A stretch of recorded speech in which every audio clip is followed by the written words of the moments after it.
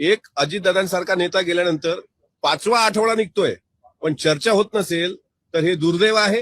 ही चर्चा झाली पाहिजे आणि अधिवेशनात जर चर्चा झाली नाही तर महाराष्ट्र रस्त्यावर उतरेल, एवढं मात्र नक्की सांगतो. आपण सर्वजण फाईट करतो आहोत, ते फाईट करतायत, आम्ही पण फाईट करतो आहोत.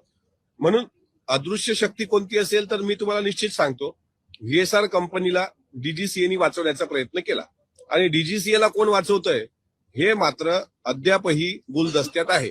त्याच्याकरताच ही चर्चा सभागृहात होणं महत्वाचं आहे. काल मला काही लोकांनी विचारलं की कशाला सभागृहात चर्चा घडून आणता.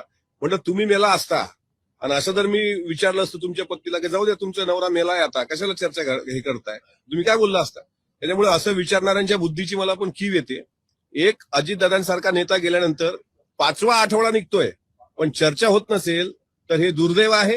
ही चर्चा झाली पाहिजे आणि अधिवेशनात जर चर्चा झाली नाही तर महाराष्ट्र रस्त्यावर उतरेल, एवढं मात्र नक्की सांगतो.